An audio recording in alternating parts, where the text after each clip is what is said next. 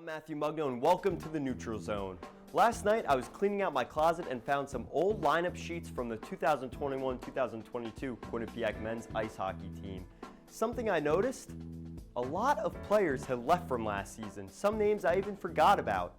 And this season, an expectation was that players would need to fill these roles, and the Bobcats had a lot of doubts surrounding them. But they're coming through. Now, if we look at some of the players last season that had huge impacts, we look to Ty Smilanic, Wyatt Bongiovanni, Oliver Chow, Griffin Mendel. Smilanic, a second-round pick, the highest drafted player as a Quinnipiac Bobcat in their team history, and he was a speedy forward. He had some speed that the team still doesn't have this season. He certainly was the fastest skater I've ever seen for the Bobcats. He recorded 23 points last season and had an injury in the World Juniors that set him back. He only recorded 2 points on the second half and the back end of the Bobcat season in 2022. Wyatt Bongiovanni, the captain, he was really the heart and soul. He brought so much to his play. He was a physical forward that had scoring touch. He scored on so many breakaways last season and recorded 16 goals in 42 games. Now, Oliver Chow is a transfer. He had championship pedigree. He won at UMass a national championship, came over as a Quinnipiac Bobcat as a graduate transfer, and he recorded a hat trick and 13 goals for the Bobcats. And Griffin Mendel, who recently skated as a Carolina Hurricane in the preseason for the NHL and is in the AHL currently, had 5 goals at the blue line, one of them being in the postseason, and assisted the Desi Burgard double overtime goal to send the Bobcats to the semifinal in Lake Placid for the ECAC playoff. Now, a lot of players had to fill those shoes, right? I just mentioned the skill sets of the players that had left coming into this season.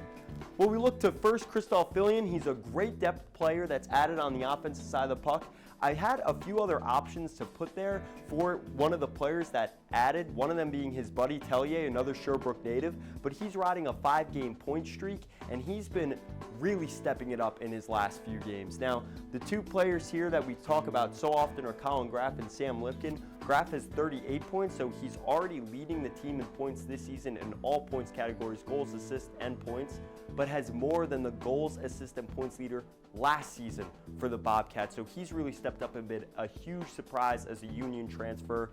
He only had 22 points in total last season. Now, Sam Lipkin just won a World Junior Championship bronze medal, so that was something that coming into this season, no one expected the first year to have a season like he has, scoring the game-winning goal against the Dartmouth Big Green the other night.